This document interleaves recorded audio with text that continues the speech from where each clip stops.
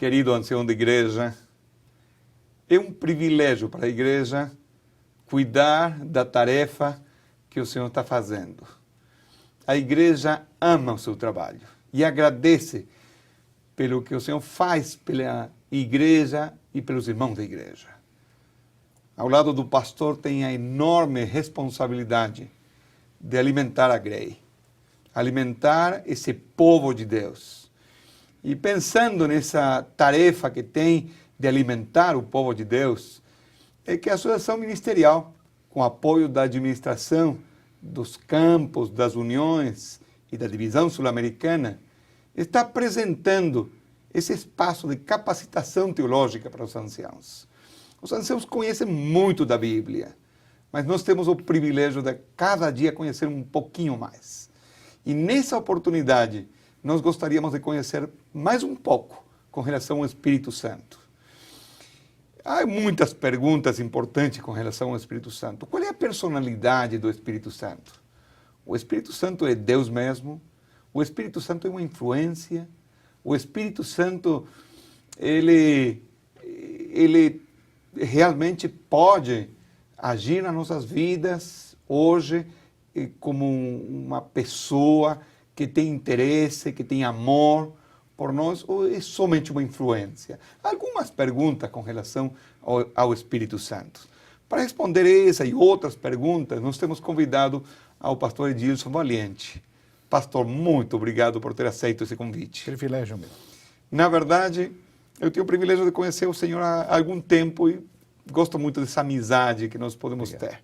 Especialmente eu agradeço, porque o Senhor é uma pessoa que está preocupado pelo povo de Deus, com muito amor. Falando com os pastores, eles falaram comigo que eu sou um pai para eles. Então, eu gosto muito disso aí. Obrigado.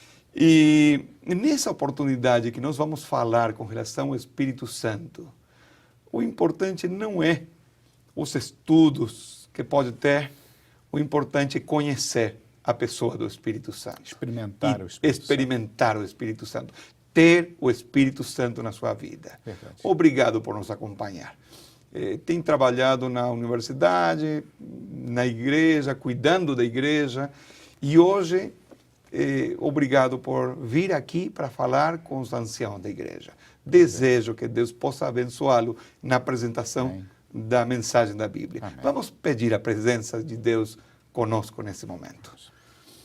Bom Pai, vamos abrir a Tua Bíblia, a Tua Palavra. Precisamos que o Senhor nos ensine. Precisamos que o Senhor dê sabedoria ao pastor Edilson Valiente, ao apresentar-nos a Tua Palavra.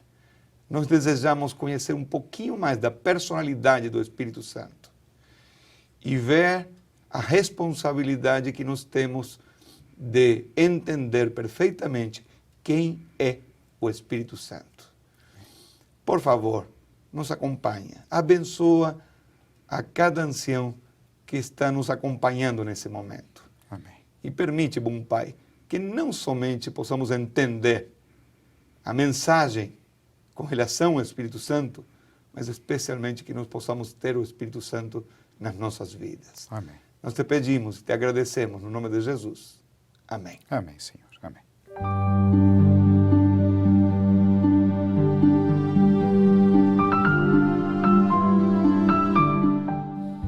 É uma honra, um privilégio falar a respeito da Trindade e do Espírito Santo. Mas também precisa-se muita oração e responsabilidade. Seriedade dentro do tema é realmente o que nós precisamos, porque falar sobre Deus requer muita atenção, muita consideração. Eu tremo e temo diante da responsabilidade que tenho. Mas antes de tocarmos sobre o tema do Espírito Santo, eu gostaria de fazer algumas considerações preliminares com vocês. Elas são significativas porque nos darão a direção para estudarmos a doutrina da Trindade.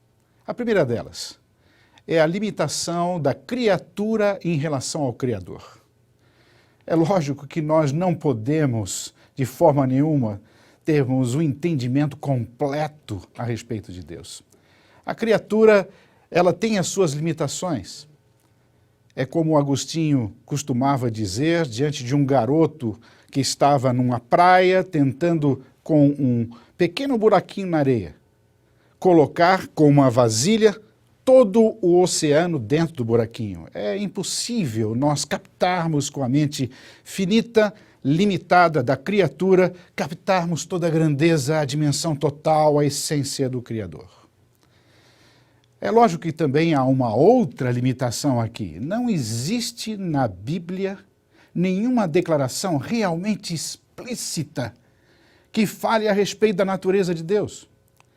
A Bíblia, ela foi composta de uma forma muito peculiar. Ela não foi escrita para que nós tivéssemos uma compreensão a respeito de Deus. Ela foi escrita para o ser humano, para que nós conhecêssemos o caminho da salvação. E, naturalmente, nesse momento em que Deus revela o plano da salvação, Ele dá, sim, indicações da sua natureza. Devemos compreender que a Bíblia, ela também tem uma revelação que é progressiva. Quando eu falo isso, eu não estou dizendo que a Bíblia apresenta verdades que são contraditórias umas às outras. Ou que se há uma revelação e depois uma outra, essa anterior será descartada. Não, não é isso. O que eu digo é que a revelação, ela é progressiva, no sentido de que, por exemplo, em Gênesis, nós não encontramos aqui indícios claros a respeito da segunda vinda de Cristo, como temos no Novo Testamento e temos também, especialmente no livro de Apocalipse, o livro mais adventista de todos. Outro aspecto interessante é o aspecto do antropomorfismo. Devemos ter um pouco de cuidado ao falar sobre Deus. Quando Deus fala com os seus lábios, olha com os seus olhos, quando Ele, com os seus dedos ou com a sua mão, conduz o universo, nós temos que entender que essa é uma linguagem antropomórfica e devemos ter cuidado ao falarmos a respeito de Deus. Um dos aspectos mais significativos aqui é compreendermos um pouquinho a cultura dos autores da Bíblia, a cultura judaica. Nós não podemos impor a nossa cultura ocidental, a nossa cultura grega, ou sobre a influência da filosofia grega, sobre o texto da Bíblia. Os escritores da Bíblia, eles se preocuparam mais com os fatos. Nós, hoje, nos preocupamos mais com os porquês. Portanto, eu não vou encontrar na Bíblia frases como é o Senhor? Por que existe isso? Ou por que daquilo? Porque isso não faz parte da cultura do povo. Deus deu uma ordem a Moisés que batesse com a sua vara. E ele bateu e o Mar Vermelho se abriu. É assim que a Bíblia se revela. Fatos estão sobre porquês e comos. Outra coisa que temos que aqui colocar de forma muito categórica é aquilo que eu estou chamando de compartamentalização. A compartamentalização basicamente é assim. Algumas pessoas acham que o Velho Testamento só tem a pessoa do Pai. Depois os evangelhos falam a respeito de Cristo.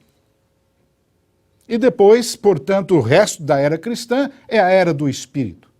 Nós não podemos dividir as ações da divindade desta forma. Sempre a divindade esteve atuando em conjunto, como nós vamos ver. Há um detalhe importante em relação à filosofia grega. Por que falo isso? Porque a maioria das construções teológicas que são feitas sobre o tema da divindade, da Trindade ou do Espírito Santo são oriundas de articulações filosóficas, derivadas da filosofia platônica, neoplatônica, aristotélica, ou até de filósofos mais recentes, como Karl Marx. Portanto, devemos ter um pouco de cuidado e deixarmos que a Bíblia seja a sua própria intérprete, irmos à Bíblia, ao texto bíblico. ao invés de permitirmos que outras ideias ou filosofias, elas nos influenciem na nossa interpretação. Os adventistas do sétimo dia têm valorizado o método gramático histórico. O princípio de que a Bíblia se explica, o princípio de que a Bíblia é um todo, o Velho e o Novo Testamento se completam, que eu não posso fazer uma distinção entre os testamentos. E também, naturalmente, o contexto que a Bíblia foi escrita, o valor das línguas originais. Por que falo isso? Porque algumas pessoas dizem que as línguas originais não importam ao estudarmos a questão da divindade e em relação ao Espírito Santo. E por último, eu deixo bem claro que a Bíblia, ela é revelada diante do contexto do grande conflito. O grande conflito é o tema que nos orienta à compreensão da palavra. O grande conflito não é entre Deus e Satanás. O grande conflito é entre Cristo e Satanás. E por isso, muitas vezes, nós acusamos ao texto bíblico de não ser tão explícito em relação à natureza do Espírito Santo, como foi em relação a Jesus Cristo. Notem, repito, que a Bíblia, ela trata do tema do grande conflito. Eu gostaria de rapidamente passar a vocês algumas ideias diferentes a respeito da divindade. Isso é importante porque algumas pessoas têm um conceito da divindade como se fosse um vovô permissivo e outros têm uma ideia de um Deus irado, um Deus que simplesmente está pronto a castigar. Algumas pessoas dizem que Deus é Deus e todos têm a compreensão de Deus de forma semelhante, e não é assim. Algumas pessoas têm uma ideia de um Deus totalmente transcendente, que está deslocado deste universo onde nós vivemos e não se preocupa com o mesmo aqui. Assim falavam os deístas, por exemplo. A maioria dos teólogos cristãos, os pais da igreja e teólogos mais recentes, têm um entendimento metafísico de Deus. Um Deus dissociado de tempo e espaço, um Deus que precisa, talvez, de alguns agentes especiais, um Deus que é inamovível, um Deus que simplesmente necessita de intermediários, talvez santos, para que então tenham-se acesso a Ele. Esse Deus não é exatamente o Deus bíblico. Outros pensam num Deus totalmente imanente dentro do ser humano, como os panteístas, ou então os panenteístas, que acham que Deus realmente se compõe de todos os elementos que existem na natureza. Eu vou citar o nome de um teólogo, porque esse teólogo é o considerado como o mais importante teólogo para a teologia brasileira. Paul Tillich, ele escreveu uma teologia sistemática, que foi a primeira teologia sistemática traduzida para a língua portuguesa. Nos seminários evangélicos, Paul Tillich é estudado com muito cuidado. E Paul Tillich dizia, Deus não existe. A existência é alguma coisa característica da natureza humana somente. Deus é o poder para existir. Portanto, nós temos que ter um pouquinho de cuidado em relação a esses detalhes. Outros pensam que Deus está identificado com a história. Deus vai sendo construído assim como a história vai caminhando. Os teólogos da libertação têm um entendimento a respeito de Deus desta forma. Alguns, entretanto, acham que Deus, ele também tem uma visão parcial em relação ao futuro. Portanto, ele é um Deus que conhece todas as coisas relacionadas com o passado, mas não é um Deus que tem um pleno conhecimento do futuro. E a Bíblia nos diz que Deus sabe de todas as coisas. Me preocupa bastante também aqueles que têm a ideia que podem manipular a Deus ou que podem realmente controlar as ações de Deus. Um Deus manipulável. Hoje há no mundo evangélico alguns que acham que podem dar ordens ao Espírito Santo. Se o Espírito Santo não agir aqui e agora, eu estou pedindo que o Espírito Santo se manifeste. Essas são declarações que indicam que essa pessoa crê num Deus que ele pode, com marionete, controlar. E Deus não é colocado dessa forma. Eu gostaria de destacar que a Bíblia, a palavra de Deus, apresenta um Deus com equilíbrio, identificado com o tempo e espaço, embora fora do tempo e espaço, mas identificado com o tempo e espaço. A Bíblia apresenta um Deus que nós chamaríamos onimisericordioso. Ele é um Deus de amor, mas ao mesmo tempo ele é um Deus de justiça. E por isso eu o chamo de um Deus onimisericordioso. Eu trago aqui uma citação que vai nos ajudar a entender, é uma citação de um livro recentemente lançado, diz assim: a maioria dos teólogos e pensadores cristãos não consegue esclarecer plenamente como acontece essa relação entre o coração humano e o Deus vivo. Talvez uma das principais razões para isso seja a utilização excessiva da filosofia de Platão, Aristóteles ou outros pensadores para descrever Deus, interpretar Paulo e Pedro e orientar o sistema teológico. Vejam, protestantes, evangélicos e católicos sobrecarregaram tanto a nossa mente com a filosofia grega que até hoje é difícil refletir a Bíblia com um olhar mais oriental, mais oral, mais judeu, mais imparcial. E eu gostaria de tentar, junto com vocês, irmos à Bíblia para descobrirmos ao Espírito Santo desta forma. Naturalmente, quando falamos a respeito de Deus, temos que olhar para os indícios que a Bíblia traz de sua natureza. Um dos aspectos destacáveis da natureza do Espírito de Deus e do Espírito Santo e de Jesus Cristo é a unidade com que eles agem. Quando Deus foi perguntado em Êxodo capítulo 3, qual era o seu nome, ele disse, eu sou. E talvez um dos textos mais preciosos da Bíblia para declarar a respeito da unidade de Deus seja o texto de Deuteronômio, capítulo 6, versículos de 4 a 7, o famoso Shema. Ali, o Senhor é o único Deus. Nós temos que compreender que esse verso não está falando diretamente contra aquilo que a teologia chama de trindade.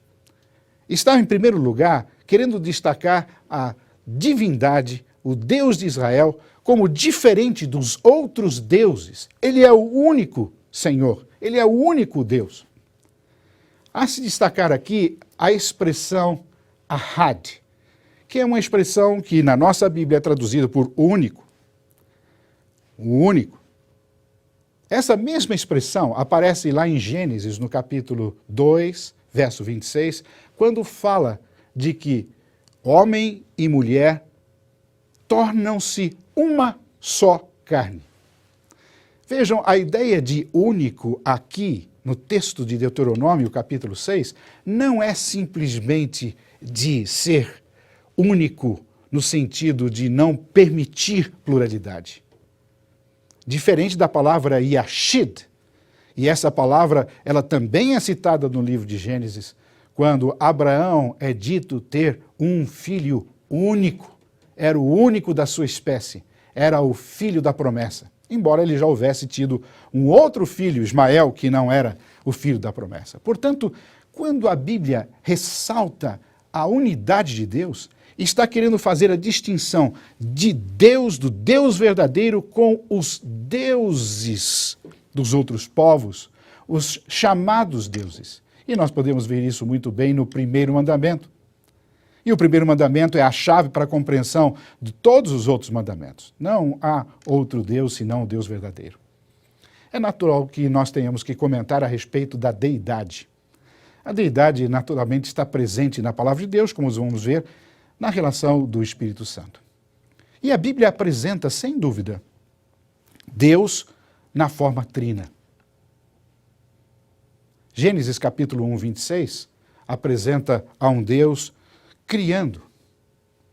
E quando esse Deus cria, é o Deus Elohim, é um Deus plural. Elohim é o plural de El, é uma forma que o livro de Gênesis fala a respeito desse Deus que cria. E também diz, façamos o homem à nossa imagem. Algumas pessoas consideram esse texto como sendo, talvez, aí um plural de forma majestosa, mas na realidade não é isso que está acontecendo. Eu estou tentando dizer que desde o início da Bíblia há indícios de que há um Deus trino. E isso é ressaltado em outros versos claros da palavra de Deus. Por exemplo, lá em 2 Coríntios, no capítulo 13, verso 13, ali Deus Pai, Deus Filho e Deus Espírito Santo aparecem na mesma citação. O mesmo acontece em Pedro, na primeira epístola, no capítulo 1, versos 1 e 2. A famosa cena do batismo de Jesus também é importante, porque Cristo está nas águas, o Pai fala, e o Espírito aparece na forma de uma pomba. Lá no capítulo 28, verso 19 de Mateus, temos a famosa declaração que está dentro do contexto da comissão evangélica, a declaração batismal. Em nome do Pai, do Filho e do Espírito Santo, nós voltaremos mais tarde a isso. Eu gostaria de destacar com vocês que a divindade, ela é uma em ação, mas existem diferentes funções dentro da divindade. Quando eu falo que Deus é um em ação, é que todas as ações da divindade são trinitarianas. Eu gostaria que isso ficasse bem claro na mente de vocês. Quem criou? Nós temos versos na Bíblia que indicam claramente que foi o Pai que criou. Textos bíblicos que declaram claramente que foi o Filho que criou. E textos que indicam que foi o Espírito que criou. Todas as ações de Deus na revelação são trinitarianas, mas cada um deles executando uma função específica. E quando se fala de função, se pensa em hierarquia. Nós temos que entender que existe uma hierarquia funcional entre os seres da divindade, mas não uma hierarquia de natureza. Cada um deles cumpre a função. Eu vou dar um exemplo mais. Quem ressuscitou a Jesus Cristo? Naturalmente, alguém pode dizer, lógico, foi o Pai. O próprio anjo disse, o Pai lhe chama. Jesus Cristo disse que ele é que daria a sua vida e voltaria a tê-la. E Paulo deixa claro, dizendo que foi o Espírito que ressuscitou a Jesus Cristo. Até mesmo na oração. Me permitam mais um exemplo. Nós oramos ao Pai, em nome de Jesus Cristo, e o Espírito Santo intercede junto nas ações trinitarianas para que a nossa oração ela tenha certamente a atenção da divindade. Este é um gráfico que ilustra de uma forma muito simples alguma coisa que é extremamente complexa. Se você me perguntasse, pastor, explique aí, como o senhor realmente explica a essência da Trindade? Eu não sei. Eu não tenho condições de explicar isso. E por isso que eu almejo a eternidade. Porque lá nos céus, nós vamos ter, durante a eternidade, uma compreensão muito mais clara daquilo que nós temos indícios claros na Bíblia. Mas eu não sei como explicar realmente as relações que existem entre os seres da Trindade. Se eu tentasse fazer isso, talvez eu esbarraria em alguma transgressão filosófica. E eu não gostaria de fazer isso agora. Um pouquinho de história para vocês. Um pouquinho da história do Adventismo. O Adventismo é uma rejeição à teologia clássica. Os nossos pioneiros passaram por um desapontamento. Eles vinham de diferentes tradições teológicas. Eles eram originários de movimentos diferentes da igreja metodista, batista, da conexão cristã. E esses nossos pioneiros, eles simplesmente deixaram de lado as suas tradições teológicas das igrejas onde vinham e buscaram a Bíblia e somente a Bíblia. Eles aplicaram o princípio reformador sola escritura. O princípio reformador, toda a Escritura, a Bíblia toda tem que trazer a revelação.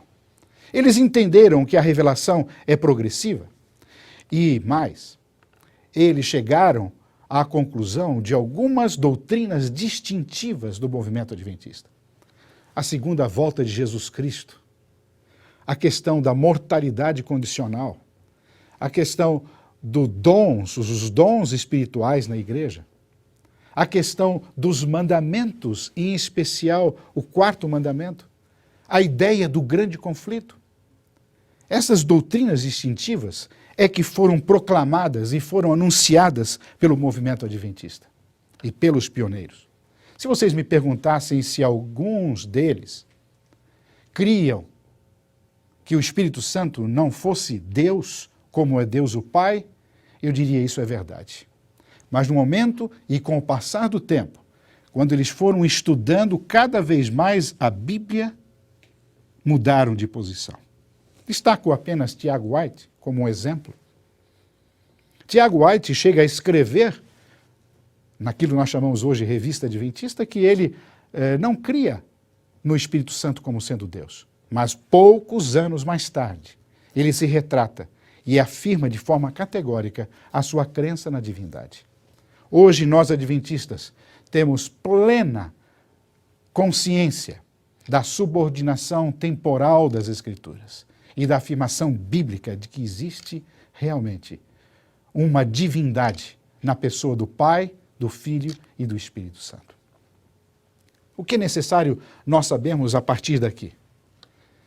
Se a teologia do Espírito Santo é bíblica ou pagã? Algumas pessoas dizem, não, ela tem origem pagã. Pode ser que exista algum traço de paganismo se eu for buscar a filosofia grega para interpretar a Bíblia, como fazem alguns teólogos. Mas, se eu for diretamente à Bíblia, não haverá dúvida. A teologia bíblica me diz, sim, que há um Deus trino. Eu gostaria também de destacar se o Espírito Santo é uma força, um poder impessoal, ou se é um ser pessoal. Se o Espírito Santo é divino, se faz parte da divindade ou não. E conhecer a sua obra, o que ele fez, o que ele faz e qual a sua função. Vamos destacar agora a questão da personalidade do Espírito Santo. Questões fundamentais se colocam diante de nós. O que a Bíblia fala em relação ao Espírito Santo? É ele um ser pessoal? Em outras palavras, tem personalidade? Ou ele é simplesmente uma força? As imagens impessoais do Espírito Santo estão na Bíblia, não há dúvida nenhuma. E não estão apenas conectadas com o Espírito Santo. Jesus disse ser a porta, o caminho, ele disse que era o pão, ele usou referências impessoais à sua pessoa. A mesma coisa é dita em relação ao próprio Pai. Portanto, há sim na Bíblia algumas imagens impessoais em relação ao Espírito Santo. Ele é o vento, sopro, ruar em hebraico, pneuma em grego. Ele é como a água, como o fogo, como a pomba, como um selo, como a chuva que é derramada, e é representado também pelo óleo. Isso não faz com que o Espírito Santo não deva ser compreendido como uma pessoa, porque são figuras, parábolas, uma linguagem simbólica que a Bíblia usa para descrever as diferentes funções do Espírito, assim como Jesus Cristo se chama o caminho, a verdade, a porta, o cordeiro. Eu vou citar agora, e vocês poderão depois acompanhar de forma clara essas passagens. Há uma lista incrível de textos bíblicos que indicam a personalidade do Espírito Santo. O Espírito Santo pode ser invocado ou chamado. O Espírito Santo fala.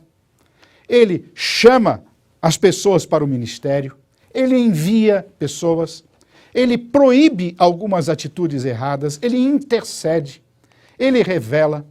Ele examina todas as coisas. Ele conhece todas as coisas. O Espírito Santo santifica, ressuscita dos mortos, opera milagres, renova, sela. O Espírito Santo pode ser insultado, pode-se mentir ao Espírito Santo. O Espírito Santo pode ser tentado, pode ser blasfemado e pode até ser resistido. Mas o mais importante é que a Bíblia apresenta o Espírito Santo com a mesma virtude principal de Deus, a essência de Deus. O Espírito Santo ama. Só pessoas, só seres pessoais podem amar. Gostaria de destacar outros. O Espírito Santo tem vontade e decide de acordo com ela. Tem uma intenção própria. O Espírito Santo intercede pelos santos. Ele pode se comunicar conosco, pode ser entristecido e posso pecar contra o Espírito Santo. Eu fiz aqui um resumo das características da personalidade do Espírito Santo apenas no Evangelho de João, como uma recordação. No Evangelho de João, o Espírito Santo lidera, guia, ouve, fala, proclama ou anuncia, glorifica, ele ensina, faz lembrar, habita, testifica ou dá testemunho, é uma testemunha, convence, ele é recebido, conhecido e enviado. Portanto, esses textos nos deixam de forma muito clara em nossa mente que a Bíblia, ela tem um entendimento do Espírito Santo como um ser pessoal. Não é uma força, não é um poder apenas, é um ser pessoal. Algumas pessoas dizem, não, a Bíblia contém alguns versos que falam do Espírito Santo como sendo uma força. E um dos textos é Lucas, capítulo 4, verso 14. Jesus retornou a Galileia no poder do Espírito. Será que essa é uma referência ao Espírito como sendo um poder? Ah, não. O ponto principal desse verso é precisamente que o Espírito Santo e o seu poder são duas coisas separadas. O Espírito Santo tem poder, mas ele não é um poder. O mesmo pode ser visto em outros versos bíblicos, como por exemplo Atos, capítulo 10, verso 38, como Deus ungiu a Jesus de Nazaré com o Espírito Santo e com virtude. O texto de Romanos, capítulo 15, verso 13, traz a mesma ideia. E assim, 1 Coríntios, capítulo 2, verso 4. O que significa ser uma pessoa? A expressão pessoa, com ela nós descrevemos as características de alguém que tem personalidade. Há uma diferenciação pessoal dentro da existência divina. Há quem o outro se identifica com a palavra eu, e descreve as outras pessoas da divindade com as palavras você e ele. Jesus se refere ao Espírito Santo como você ou tu, portanto, ele. Se o Pai é uma pessoa e o Filho é outra pessoa, o Espírito necessariamente também é uma pessoa. Conclusões rápidas até aqui. Cada pessoa da divindade é Deus dentro de si. Cada pessoa da divindade é unida inseparavelmente com os demais. Algumas pessoas dizem, não, existem só dois, o Pai e o Filho. Será que a Bíblia dá alguma indicação de biteísmo? De forma nenhuma. A Bíblia sempre tem uma linguagem da divindade como trinitariana.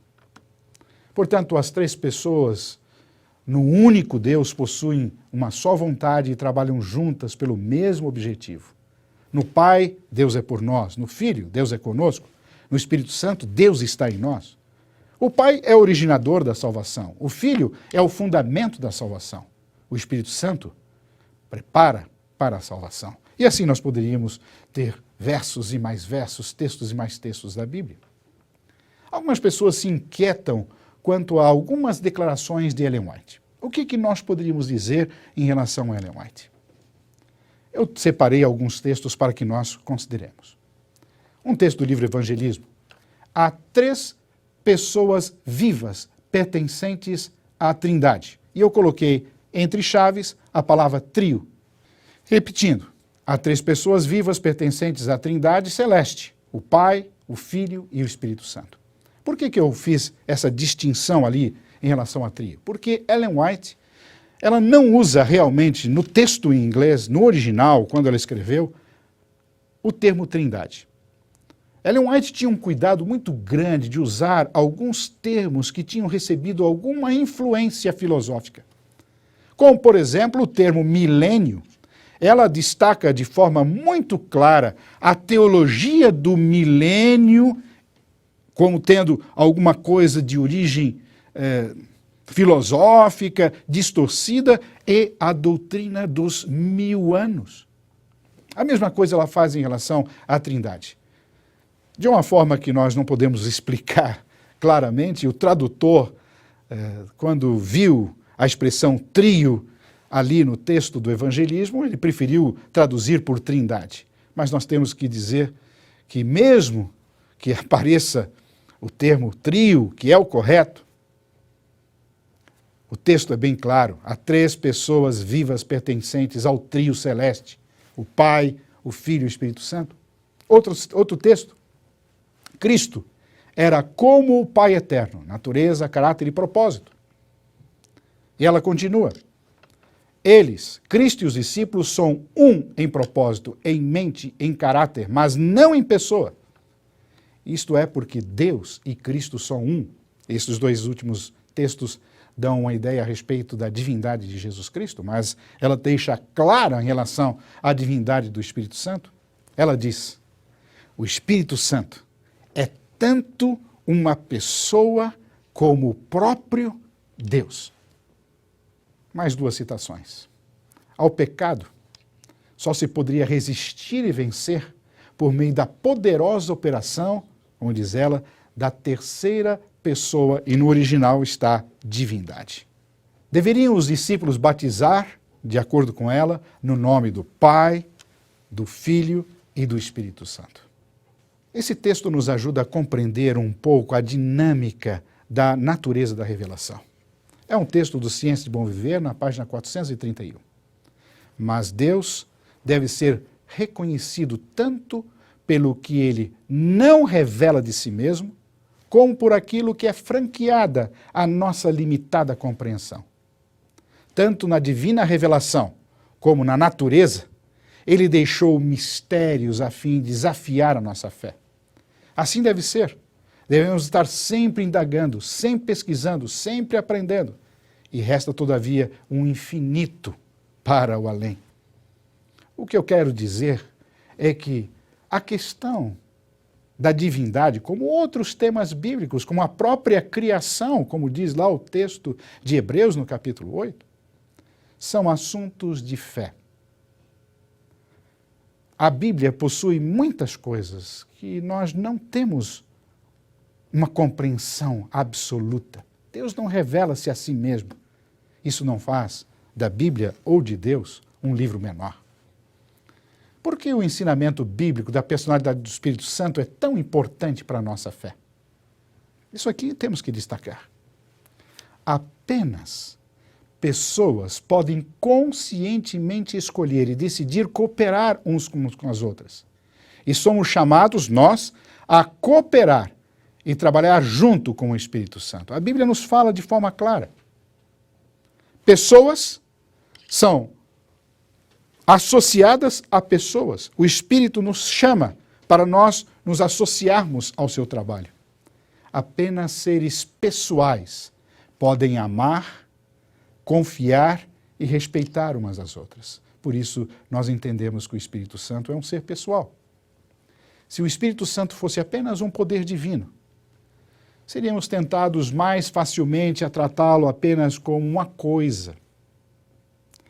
É mais fácil ignorar algo do que uma pessoa. É mais fácil endurecermos o nosso coração contra uma força impessoal, já que uma coisa não possui emoções, sentimentos ou interesses pessoais. E esse não é o caso da teologia bíblica a respeito do Espírito Santo. Pastor Edilson, muito obrigado por ter compartilhado conosco essa palestra. Falar do Espírito Santo não é uma tarefa fácil. Nós precisamos a cada dia conhecê-lo um pouquinho mais. E é uma bênção nos sentirmos limitados ao falarmos do Espírito Santo, essa pessoa que tem interesse em nos ajudar a cada dia. Pastor Edilson, eu tenho algumas perguntas aí para para fazer nessa oportunidade. Algumas pessoas que dizem que o Espírito Santo é um poder, uma força, uma influência. Às vezes ele é uma influência do Pai, às vezes uma influência, um poder do Filho. O Espírito Santo é o poder do Pai? É o poder do Espírito Santo? Não, não é. A influência que a filosofia tem trazido ao pensamento cristão é extrema e muitas pessoas não avaliam isso. Elas mesmo sem saberem, estão raciocinando na forma que não é a forma bíblica, não é a forma simples da cultura do povo judeu, uma cultura mais afeita, como disse, aos fatos do que os porquês, os questionamentos. Na realidade, esta ideia, que aparentemente ela é lógica, ela vem de uma compreensão errada a respeito de Deus. O Deus clássico é o Deus inamovível, é o Deus inatingível, é um Deus que não se comunica diretamente com o ser humano. Então, é como se esse Deus que não pode se mover, não pode estar presente em tempo e espaço, é como se ele precisasse realmente exercer a sua influência através de uma força, um poder, alguma coisa que se emana dele. Então, esse conceito não é o conceito bíblico. Jesus Cristo, ele agia sob o seu poder. Deus Pai age sob o seu poder. Ambos são onipotentes. E o Espírito Santo também não é uma força nem de Cristo, nem de Deus, que, como se fosse um tipo de influência ou sombra ou força para atuar como sendo a ação de Deus. Ele realmente é Deus. E nós temos a realidade disso, um ser pessoal, olhando pelo próprio texto da Bíblia. No batismo, ali estava Jesus Cristo na água, ali estava certamente o Pai falando e o Espírito Santo se manifesta na figura de uma pomba. Quando Jesus Cristo se referia ao Espírito Santo, e eu disse que era o tema predileto de Jesus Cristo, falar sobre o Espírito Santo, nós temos que entender que quando Jesus se referia ao Consolador, ao Espírito, ele se referia sempre como um outro da mesma essência, não um outro diferente dele, mas um outro que estava ali presente. Não era, portanto, o próprio Jesus Cristo que era o Espírito Santo. Como alguns dizem, eu ouvi outro dia alguém dizer, não, o Espírito Santo é como se fosse o Cristo depois. De forma nenhuma. Por quê? Porque quando Jesus Cristo prometeu voltar, e quando os anjos estavam ali no Monte da Ascensão, disseram claramente, o mesmo Jesus que vocês viram ascender aos céus, será o Jesus que irá descer. Portanto, Jesus Cristo, nós sabemos, está agora intercedendo por nós no santuário celestial, voltará uma segunda vez. Isso é muito claro. Ele não está presente conosco no sentido de manifestar o seu poder via o Espírito Santo. O Espírito Santo não é um poder. Jesus se referiu a ele como ele, o outro. É lindo saber que nós não temos uma influência, simplesmente um poder, mas temos uma pessoa que vem nos acompanhar, está ao nosso lado, que nos ama, que nos cuida a cada momento. É uma coisa linda, né? Pastor, o Espírito Santo foi prometido ser enviado na sua plenitude, né? No Velho Testamento faz essa promessa linda. Qual é a diferença nas ações entre Cristo e o Espírito Santo no Velho Testamento, no Novo Testamento? No Velho Testamento, Jesus Cristo é a promessa do Messias, aquele que viria, o Cordeiro de Deus que viria. O Espírito Santo, ele atuou no Velho Testamento de forma extraordinária. Ele simplesmente deu os dons, ele inspirou o profeta, ele manifestou-se de forma extraordinária no Velho Testamento. Mas há uma promessa no Velho Testamento de que a plenitude do Espírito Santo se manifestaria depois E nós vemos isso no Novo Testamento. Há uma promessa, portanto. É muito curioso como que, às vezes, que o Espírito Santo é prometido em Isaías, em Joel capítulo 2. Quando o Espírito Santo é prometido, sempre vem em sequência a atuação do Messias. O próprio texto de Joel 2, eu gosto muito do texto da versão revista e corrigida, ela diz que virá primeiro o professor de justiça, o ensinador de justiça, e depois virá o Espírito Santo, manifesto na chuva, o derramamento do Espírito Santo. Muito curioso isto. Nós temos que entender que essa promessa do Espírito, ela vem sempre em sequência à ação do Messias. O próprio Jesus disse, né? Eu vou e vou deixar alguém em meu lugar. A plenitude do Espírito Santo se manifesta no Novo Testamento em duas ocasiões especiais. Lá no Velho Testamento, quem convencia as pessoas do pecado, da justiça e do juízo? Era o Espírito Santo. Ele faz isso também hoje. Mas há duas características marcantes. A primeira delas, o Espírito Santo gesta a igreja. A cabeça é Cristo. O corpo somos nós. Cada um de nós compondo, né? Recebendo os dons do Espírito. Portanto, essa distinção da ação do Espírito Santo, que coordena as ações da igreja, é uma novidade. E nisso se manifesta a plenitude. Uma outra razão, e talvez essa seja a principal, é que o Espírito Santo representa a Jesus Cristo. Ele não podia representar a Jesus Cristo lá no Velho Testamento. Jesus não havia vindo ainda. Mas quando ele veio, e agora o Espírito Santo se manifesta através das ações do Espírito, isso é extremamente significativo. Porque quando o Espírito Santo, representando a Cristo, presente em todos os momentos, permeando todas as coisas. Agora, no Velho Testamento diz que o Espírito Santo, ele se manifesta através do derramamento das chuvas. E Pedro, no dia de Pentecostes, entendeu muito bem o que estava acontecendo ali. Essa plenitude havia vindo. E ele faz um sermão maravilhoso. Ele começa dizendo, no Atos capítulo 2, que eles não estavam embriagados. O que está acontecendo aqui é o cumprimento da profecia de Joel 2. E ele cita o texto ipsis literis, o texto igual, apenas uma mudancinha no início. Lá em Joel diz, naqueles dias. E Pedro diz, nestes últimos dias, o Espírito Santo foi derramado e etc. O mais importante, pastor, é que quando ele continua o seu sermão, ele não fala em relação ao Espírito Santo.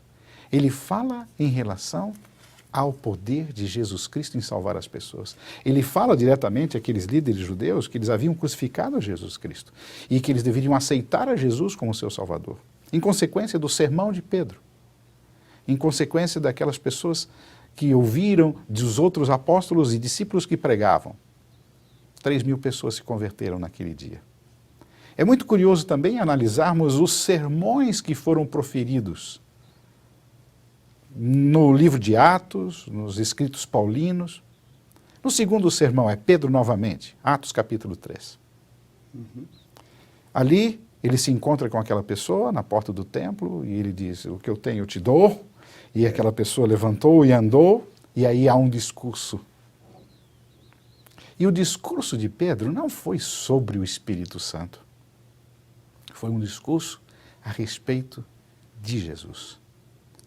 Terceiro sermão, Atos capítulo 4, é Pedro novamente, ali junto com João, eles são presos, passam por uma situação difícil, estão agora diante do Sinédrio, e eles perguntam, o que você tem a dizer? E quando eles abrem a boca, as pessoas reconhecem que eles estão cheios do Espírito Santo. É o texto de Atos que diz isso, eles estão cheios do Espírito Santo.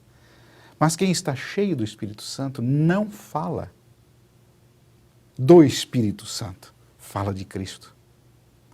E eles fizeram um sermão maravilhoso novamente acerca de Jesus Cristo. todas as mensagens que nós percebemos na Bíblia, ao centro na pessoa de Jesus. O Espírito Santo nos leva a testemunhar, a falar de Jesus Cristo. Ele nos impulsiona a isso. Eu creio que essa é uma obra extraordinária e nisso se manifesta a plenitude. Agora, o período das chuvas na igreja cristã não encerrou. Haverá uma chuva especial, a chuva serôdia.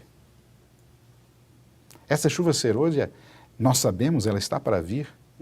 O movimento de reavivamento e reforma que precede a esse momento é um momento de reconsagração, para que nós nos permitamos, pela influência do Espírito Santo, o seu poder, convencendo-nos do pecado, da justiça e do juízo, não andando mais de acordo com a carne, mas andando de acordo com o Espírito, que nós caminhemos em direção a esse ser maravilhoso e nos permitamos sermos transformados pela ação do Espírito a um caráter de Jesus. Eu creio que essa é a função do Espírito em nossos dias. Pastor, eu agradeço muito a maneira simples e profunda que tem apresentado isso aí. Que importante nós conhecermos a cada dia um pouco mais a revelação de Deus com relação ao Espírito Santo. Tem verdades lindas com relação ao Espírito Santo. Entender que Ele é uma pessoa que nos ama. Porém, o mais importante, como o senhor falou, né? O mais importante é ter a influência do Espírito Santo nas nossas vidas. Que nós possamos ser cheios do poder do Espírito Santo. O Espírito Santo morando nas nossas vidas para que nós possamos falar mais de Jesus. O mundo precisa conhecer Jesus. E só poderá conhecer Jesus na medida que nós possamos ser cheios do Espírito Santo. Eu agradeço muito, pastor, pela apresentação tão clara, tão linda dessa mensagem.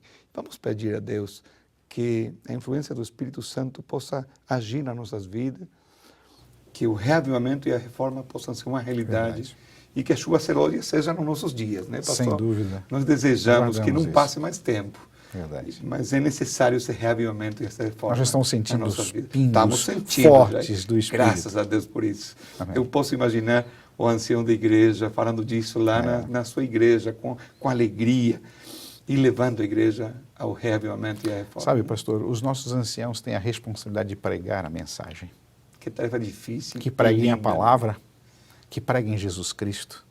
O Espírito Santo vai conduzi-los na compreensão da Bíblia, na iluminação da mente, na exposição da palavra, vai estar na mente das pessoas ajudando. Essa é a obra do Espírito. Amém. Vamos orar? Bom Pai, nós te agradecemos pela oportunidade que o Senhor tem nos dado nesse momento de ter estudado mais um pouco com relação ao Espírito Santo e entender um pouquinho mais com relação à pessoa do Espírito Santo. Essa pessoa que nos ama e que deseja nos ajudar a cada momento. Bom Pai, por favor, continua nos ajudando para que nós possamos crescer nesse conhecimento. Pero especialmente, nos acompanha para que a influência do Espírito Santo possa agir nas nossas vidas, para que o reavivamento e a reforma sejam uma realidade no teu povo. Abençoa a cada ancião da igreja, abençoa cada pastor e permite, bom Pai, que nós como líderes possamos permitir que o Espírito Santo possa reavivar a nossa vida espiritual, possa não somente reavivar nossa vida espiritual, porém possa transformar as nossas vidas. E dessa maneira, bom Pai, que nós possamos falar mais de Jesus, tendo uma amizade com Jesus. Acompanha cada ancião, acompanha a sua família, acompanha a sua igreja. A tarefa do ancião não é fácil. Ele cuida do seu trabalho, ele cuida de muitas tarefas e ele cuida também da tua igreja. Ele tem que trabalhar para trazer o pão para a família. Porém, ele também tem que trazer o pão espiritual para a igreja.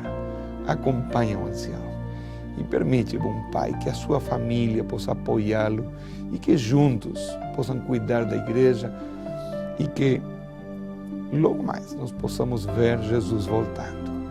Permite, bom Pai, que a chuva serôdia possa acontecer nos nossos dias. Nós te pedimos no nome de Jesus. Amém.